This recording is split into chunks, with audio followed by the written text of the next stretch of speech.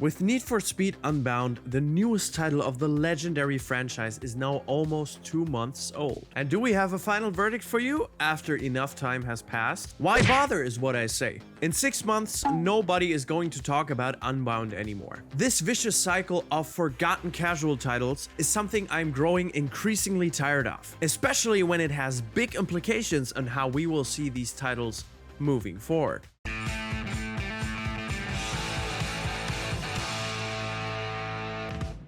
And with that, welcome back to Overtake. A lot of things have been misunderstood about my qualms with Need for Speed Unbound since our review. The biggest misconception is that I dislike the game, when in fact, I thought it was fine the way it turned out. A major problem I have is that it won't pass the test of time. But why do we keep facing this problem?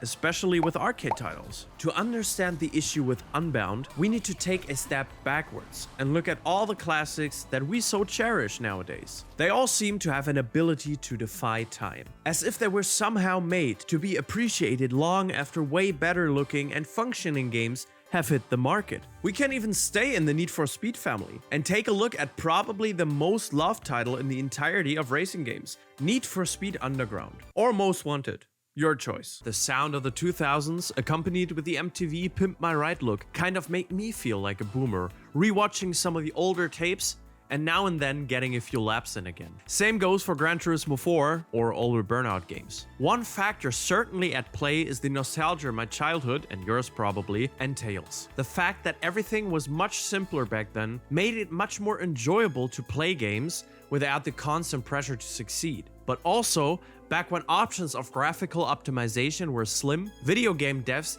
could not rely on fancy reshaders and ray tracing to carry the torch from game to game. We carry the torch of awesome racing content from video to video. So if you want to make sure to stay in the loop, then giving this video a thumbs up or channel a sub and the bell a love tap, that's the best way. But back to NFS. Back in the day, enjoyment had to come through environment as much as gameplay. For racing games, this was especially important. Feeling like the devs put in a sizable amount of work to create something fitting was part of the course, because gameplay-wise, you knew what was coming. Even though you could adjust the stipulations, getting from point A to B fast, and faster than your friends or the AI, was the only goal. The packaging really carried games over the line though. Let's also not forget, it was way easier to impress back then. As I said, graphics weren't yet the focal point of gaming, and that in combination with smart ideas and hard work made the perfect storm possible. I don't think anyone is not agreeing that back then was a better time for arcade racing in general. Having said that, I guess it's good that we got NFS Underground back then and not now, because I think it would have ended up just like the next title nobody remembers. And there is one major reason for this.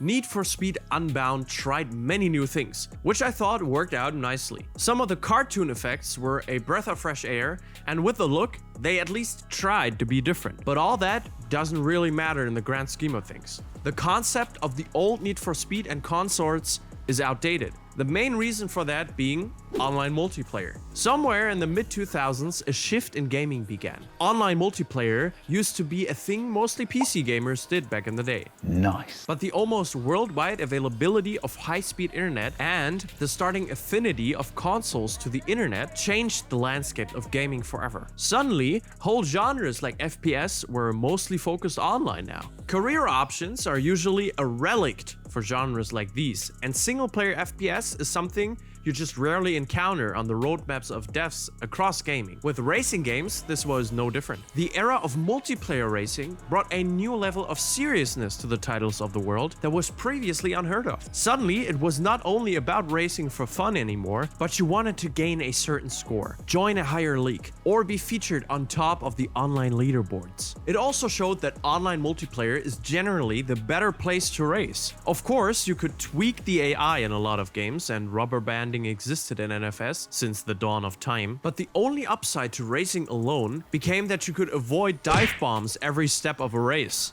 Otherwise, AI just stayed inferior. It's also the era where sim racing really began to flourish. More serious racing also included more in-depth technology, a focus on realism, and you guessed it, a wider variety of online-focused features. Suddenly, people started to care about force feedback and if they could adjust the camber on a car. Over time, you could argue this kind of single-handedly killed the arcade genre. Not in the way that they don't exist anymore, but compared to the way it once was. Now that the toothpaste is out of the tube and people know what's possible, it's not enough anymore to have one or two cool ideas and expect sales to go through the roof. The case of Need for Speed Unbound is a perfect example of this. If you compare NFS Unbound and Underground, it's by nature an unfair example in terms of what the games are capable to do. The open world, the graphics, the physics, most of everything is plainly better nowadays, minus some of the awfully cringe dialogue maybe. The difference, of course, being that times have changed. Unbound in 2003 is game of the century. Today, it's not even arcade game of the year. Having fancy smoke and interesting car customizations does not keep a player base, at least not anymore. And since online multiplayer is not the main focus of NFS, like ever, you end up with another title for the virtual library to gather virtual dust. I think this could have been averted though, with something future projects should implement. I can almost see the straw man build up right in front of me. So, every game needs to be like ACC or iRacing to be successful, huh? I don't think all game devs need to fully succumb to the way times have changed and make multiplayer sim racing titles, but they will need to ask themselves how an arcade game can gather a single player base in 2023. One thing arcade games have stopped to do, as funny as it is to focus on gamification. Understand what keeps players zeroed in on your game and build upon that. A good example of a game that at least tries this is GT7 or the Gran Turismo series in general. Even though the focus of Gran Turismo nowadays is partially on the multiplayer, there is always a solo component to it. Collecting cars, mastering challenges, or plainly testing in single player is a big part of the game. You could also implement ideas from multiplayer into single player. Better competition in form of adaptive AI, a more thought-out career mode, or plainly an overreaching goal to a story would help out immensely. Racers are competitive people and they want their games to challenge them. Reward them with a sense of achievement and further that by baiting them with more content afterwards. Why do you think mobile games are so heavily played, even though nobody cares for the gameplay or the graphics? What Gran Turismo also has up on NFS is a constant maintenance. More content gets added and the game is an evolving thing, which you can see from two sides of course.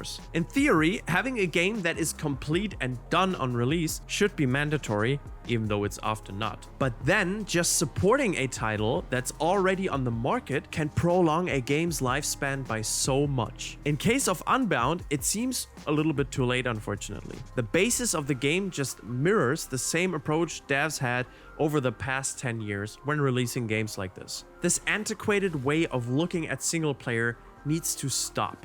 You won't get people to feel the same nostalgia they felt when first booting up NFS, GT, or Forza. It will just not happen. The times have passed where you could make Underground a cool hip-hop street racing game and be fine in sales, accept the reality and work around it. Or elsewise, live with the reality that the future for arcade racing games isn't gonna be fun. Do you disagree with me on anything? Then put a comment down below and I'll make sure to respond to it. If you still don't have a clue what game I'm even talking about, then maybe giving our NFS Unbound review a click over here could solve that problem. Thank you very much for watching, and until next time, cheerio.